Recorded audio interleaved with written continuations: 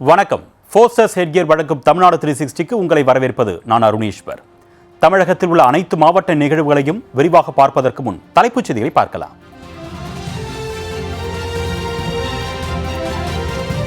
நாகை மாவட்டம் வேதாரண்யம் மற்றும் அதன் சுற்றுவட்டார பகுதிகளில் கோடை மழை. மழையால் அறுவடை பணிகள் பாதிக்கப்பட்டிருப்பதால் விவசாயிகள் கவலை.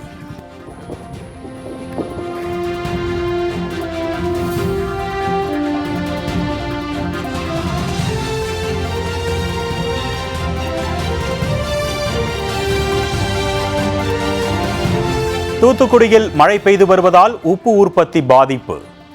உப்பு பாத்திகளில் மழைநீர் தேங்கியதால் உற்பத்தியாளர்கள் வேதனை.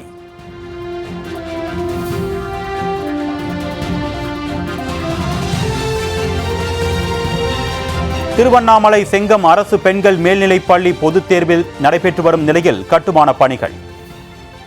அதிக சத்தம் வருவதால் தேர்வு எழுதும் மாணவர்கள் பாதிக்கப்படுவதாக சமூக ஆர்வலர்கள் புகார்.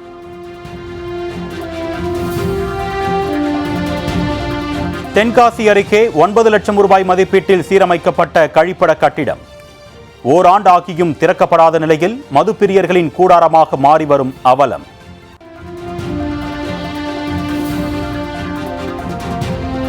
நெல்லை வடலி விலையில் தந்தை இறந்த சோகத்திலும் அரசு பொதுத் தேர்வு எழுத சென்ற மாணவி. தந்தையின் உடலை வணங்கிவிட்டு தேர்வு எழுத சென்ற நெகிழ்ச்சி சம்பவம்.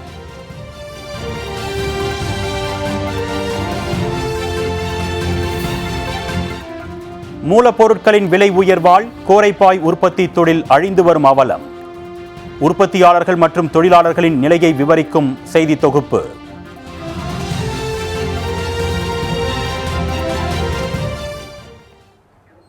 இனி விரிவான செய்திகளை பார்க்கலாம்.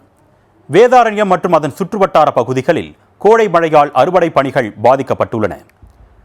நாகை மாவட்டம் வேதாரண்யம் பகுதியில் கடந்த வாரத்தில் கடும் வெயில் வாட்டி வதைத்து வந்த நிலையில் இன்று அதிகாலை காற்றுடன் கூடிய கனமழை பெய்தது. வேதாரண்யம் சுற்றுவட்டார பகுதிகளில் 3 சென்டிமீட்டர் மழை பதிவாகியது.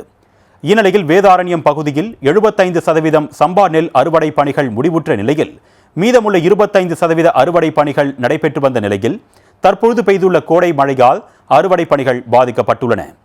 விளைநிலங்களில் மழைநீர் தேங்கி நிற்பதால் பயிர்கள் பாதிக்கப்படும் அபாய நிலை ஏற்பட்டுள்ளது. மேலும் அறுவடை செய்த வயல்களில் வைக்கோல் மழையில் நனைந்து சேதமடைந்து வருவதால் விவசாயிகள் பாதிக்கப்பட்டுள்ளனர். தொடர்ந்து வானம் மேகமூட்டத்துடனும் அவ்வப்போது சாரல் மழையும் பெய்து வருவதால் விவசாயிகள் கவலையடைந்துள்ளனர்.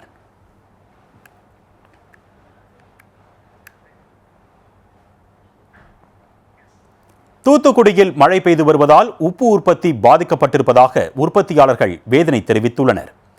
தூத்துக்குடி மாவட்டத்தில் இன்றும் நாளையும் பலத்த மழை பெய்யும் என்று வானிலை ஆய்வு மையம் எச்சரிக்கை விடுத்துள்ள நிலையில் காலை முதல் தூத்துக்குடி மாநகர பகுதி மற்றும் மாவட்டத்தின் பல்வேறு பகுதிகளில் மழை பெய்து வருகிறது. இதன் காரணமாக மாவட்டத்தின் முக்கிய தொழிலான உப்பு உற்பத்தி முற்றிலுமாக பாதிக்கப்பட்டுள்ளது. கடந்த சில மாதங்களுக்கு முன்பு உப்பு உற்பத்தி தொடங்கிய நிலையில் கடந்த வாரத்தில் மழை பெய்ததால் உப்பு உற்பத்தி பாதிக்கப்பட்டது. இந்நிலையில் மீண்டும் உப்பு உற்பத்தி தொடங்கிய நிலையில் மீண்டும் மழை பெய்து வருவதால் உப்பு உற்பத்தி முற்றிலுமாக பாதிக்கப்பட்டுள்ளது. இதனால் உப்பள தொழிலாளர்கள் மற்றும் உப்பு உற்பத்தியாளர்கள் கவலையடைந்துள்ளனர்.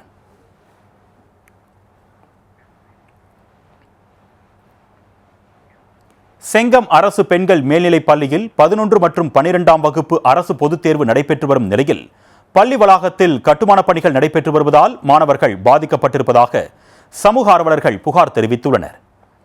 திருவண்ணாமலை மாவட்டம் செங்கம் அரசு பெண்கள் மேல்நிலைப் பள்ளி வளாகத்தில் 2,80 லட்சம் ரூபாய் மதிப்பீட்டில் புதிய கூடுதல் வகுப்பறைகள் கட்டும் பணிகள் நடைபெற்று வருகிறது. தற்பொழுது 11 மற்றும் 12ஆம் வகுப்பு மாணவர்களுக்கு பொதுத் தேர்வு நடைபெற்று வரும் நிலையில் அரசு மற்றும் தனியார் பள்ளிகளைச் சேர்ந்த சுமார் 1000த்திற்கும் மேற்பட்ட மாணவியர் அரசு பொதுத் தேர்வு எழுதி வருகின்றனர். பொதுத் தேர்வு நடைபெற்று வரும் நிலையில் கட்டுமான பணிகளுக்காக ராட்சத இயந்திரங்கள், பணியாளர்கள் மற்றும் கம்பிகள் வெட்டும் பணி என அதிக சப்தம் எழுப்பி பணிகள் நடைபெற்று வருவதால் மாணவர்களுக்கு மிகவும் இடையூறாக இருப்பதாக சமூக ஆர்வலர்கள் புகார் தெரிவிக்கின்றனர். எனவே மாணவர்களின் எதிர்காலத்தை கருத்தில் கொண்டு தேர்வு நடைபெறாத நாட்களில் மட்டும் கட்டுமான பணிகளை மேற்கொள்ளும் வகையில் மாவட்ட நிர்வாகம் நடவடிக்கை எடுக்க வேண்டும் என்று சமூக ஆர்வலர்கள் கோரிக்கை விடுத்துள்ளனர்.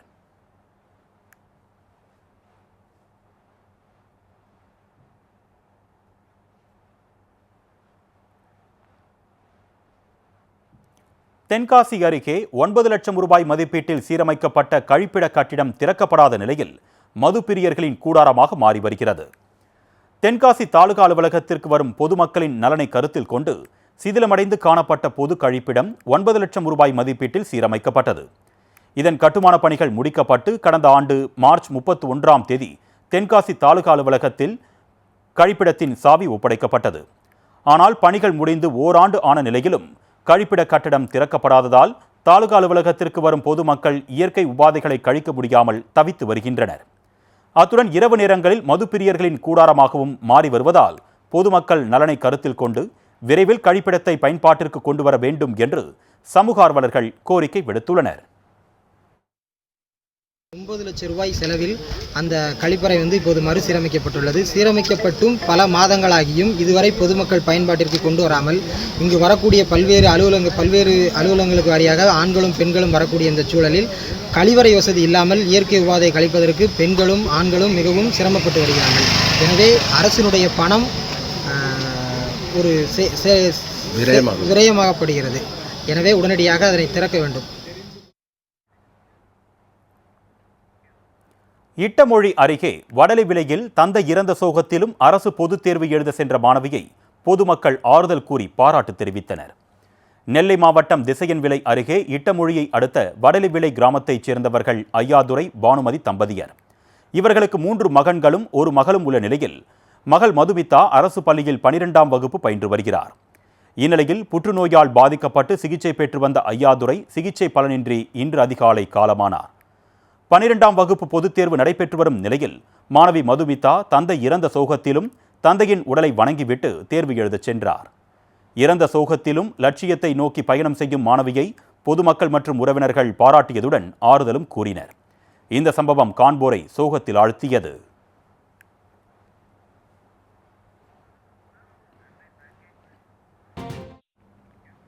மீண்டும் ஃபோர்சஸ் ஹெட்கியர் வழங்கும் தமிழ்நாடு 360க்கு உங்களை வரவேற்கிறோம். வெயில் சுட்டெரித்து வரும் நிலையில் வைகை ஆறு வறண்டு மணல் மேடாக காட்சியளிக்கிறது. தமிழ்நாட்டில் கோடை வெயில் சுட்டெரித்து வரும் நிலையில் மேற்கு தொடர்ச்சி மலைகளால் சூழப்பட்ட தேனி மாவட்டத்திலும் வெப்பத்தின் தாக்கம் அதிகரித்து காணப்படுகிறது. கடும் வெயில் காரணமாக மூல வைகை ஆறு நீர்வரத்தின்றி வறண்டுள்ளது. கடந்த 6 மாதங்களாக நீர்வரத்து காணப்பட்ட மூல வைகை ஆறு தற்பொழுது வறண்டு மணல் மேடாக மாறியுள்ளது. மேலும் வைகை ஆற்றின் நீர்பிடிப்பு பகுதிகளில் மழையின்றி வெயிலின் தாக்கம் அதிகரித்து காணப்படுவதால் வைகை ஆறு உற்பத்தியாகும் வருசநாடு மலைப்பகுதிகளில் நிலத்தடி நீர்மட்டம் வேகமாக சரிந்து வருகிறது. கோடை மழை கை கொடுக்காத பட்சத்தில் இந்த பகுதியில் குடிநீர் தட்டுப்பாடு ஏற்படும் அபாயமும் உருவாகியிருப்பதாக சமூக ஆர்வலர்கள் கருத்து தெரிவிக்கின்றனர்.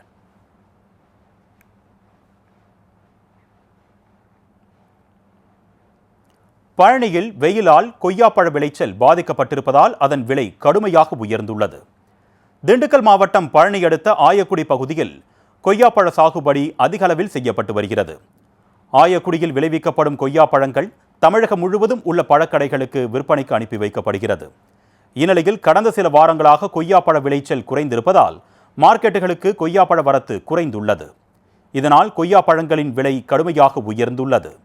மொத்த விலையில் 20 கிலோ அடங்கிய கொய்யாப்பழ பெட்டி 600 ரூபாய் முதல் 800 ரூபாய் வரைக்கும் விற்பனை செய்யப்பட்டு வந்த நிலையில் தற்பொழுது 20 கிலோ அடங்கிய கொய்யாப்பழ பெட்டி 1500 ரூபாய் முதல் 1800 ரூபாய் வரை விற்பனை செய்யப்படுகிறது. இதேபோன்று நாட்டு கொய்யா பழங்கள் ஒரு பெட்டி 2500 ரூபாய் வரை விற்பனை செய்யப்பட்டு வருகிறது.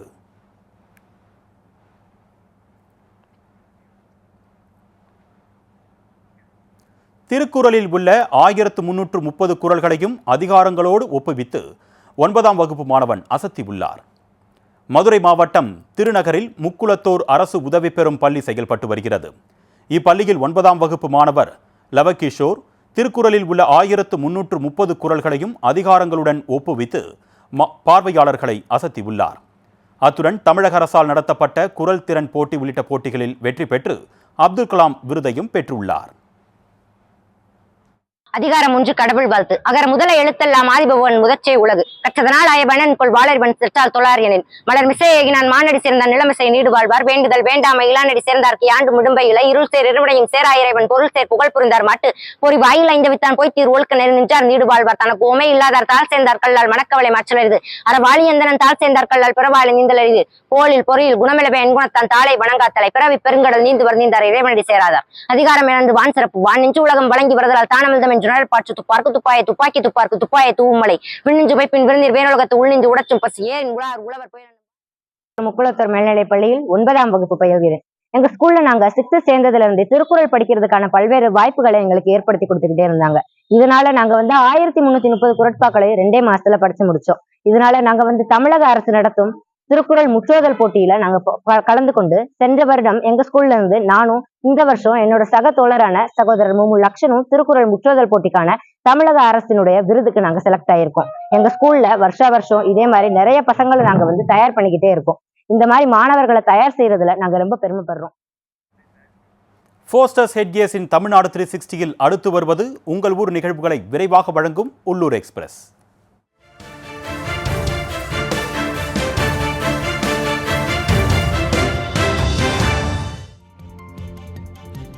தருமபுரி மாவட்டம் நல்லம்பள்ளி அருகே முறையான குடிநீர் வழங்க கோரி மக்கள் சாலை மறியல் போராட்டத்தில் ஈடுபட்டனர்.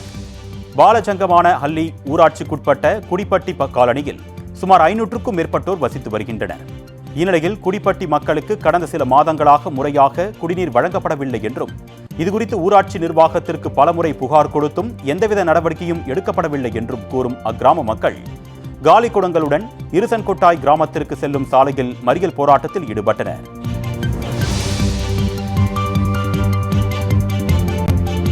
விருதுநகர் மாவட்டம் மேற்கு தொடர்ச்சி மலைப்பகுதியில் அமைந்துள்ள பிரசித்தி பெற்ற சதுரகிரி சுந்தர மகாலிங்கம் கோவிலில் பிரதோஷத்தையொட்டி சிறப்பு வழிபாடு நடைபெற்றது. கடல் மட்டத்தில் இருந்து சுமார் 4500 அடி உயரத்தில் அமைந்துள்ள இக்கோவிலில் மாதந்தோறும் பிரதோஷம், அமாவாசை, பௌர்ணமி உள்ளிட்ட விசேஷ நாட்களில் 8 நாட்கள் மட்டுமே பக்தர்கள் கோவிலுக்கு செல்ல அனுமதி அளிக்கப்பட்டு வருகிறது.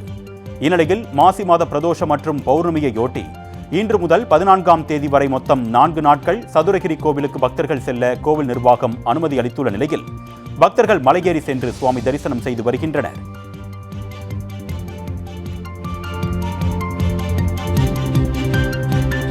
திருவண்ணாமலை மாவட்டம் செங்கத்தில் கண்டெடுக்கப்பட்ட பழமை வாய்ந்த சிவன் லிங்கத்திற்கு சிவனடியார்கள் பூஜை செய்து வழிபட்டனர். செங்கம் அரசு பெண்கள் மேல்நிலைப் பள்ளியில் புதிய கட்டிடம் அமைக்கும் பணிகள் மேற்கொள்ளப்பட்டது. அப்பொழுது 2 அடி உயரம் கொண்ட 1000 ஆண்டுகளுக்கும் பழமை வாய்ந்த ஆவுடையார் மற்றும் வானம் என்ற சிவலிங்கம் சிலைகள் கண்டெடுக்கப்பட்டது. இந்நிலையில் அறநிலையத்துறை மூலம் சிலைகள் கோவில் நிர்வாகத்திற்கு வழங்கப்பட்டு பூஜைகள் செய்யப்பட்டது.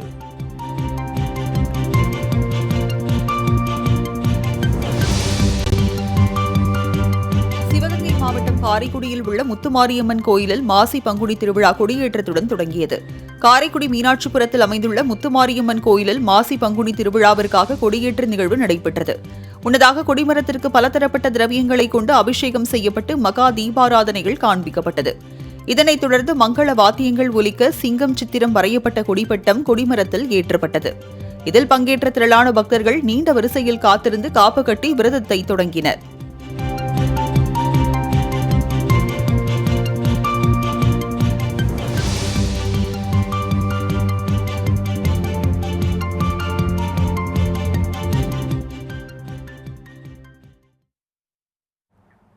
ஃபோஸ்டர்ஸ் ஹெட்கியர் வழங்கும் தமிழ்நாடு 360 மாவட்டங்களில் நடைபெற்ற விளையாட்டு செய்திகளை வழங்க வருகிறது விளையாட்டுக் களம்.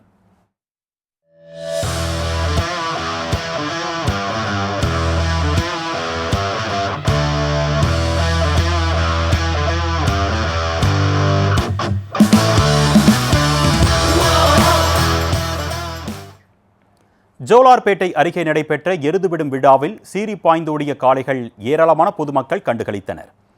திருப்பத்தூர் மாவட்டம் ஜோலார்பேட்டை அடுத்த வெள்ளையகவுண்டனூர் கிராமத்தில் எருதுவிடும் விழா நடைபெற்றது. இதில் தருமபுரி, கிருஷ்ணகிரி, திருவண்ணாமலை, வேலூர், திருப்பத்தூர் உள்ளிட்ட பல்வேறு மாவட்டங்களில் இருந்து 200க்கும் மேற்பட்ட காளைகள் பங்கேற்று சீறி பாய்ந்தன. இதில் இலக்கை குறைந்த நேரத்தில் அடைந்த காளைகளின் உரிமையாளர்களுக்கு இருசக்கர வாகனம் உள்ளிட்ட பரிசு பொருட்கள் வழங்கப்பட்டன. இப்போட்டியினை சுற்றுவட்டார பகுதிகளைச் சேர்ந்த ஏராளமான மக்கள் கண்டுகளித்தனர்.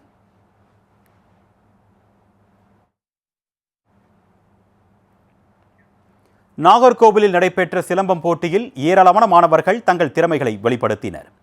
முதலமைச்சர் மு.க.ஸ்டாலின் பிறந்தநாளையொட்டி கன்னியாகுமரி மாவட்டம் நாகர்கோவிலில் சிலம்பம் போட்டி நடைபெற்றது. விளையாட்டு மேம்பாட்டு அணி சார்பில் நடைபெற்ற இப்போட்டியில் ஏராளமான மாணவ மாணவியர் பங்கேற்று ஒற்றை கம்பு, இரட்டை கம்பு சுற்றி தங்கள் தனித்திறமைகளை வெளிப்படுத்தினர். அத்துடன் முதலமைச்சரின் 72வது பிறந்தநாளை குறிக்கும் வகையில் 72 என்ற எண் வடிவில் நின்று சிலம்பம் சுற்றி அசத்தினர்.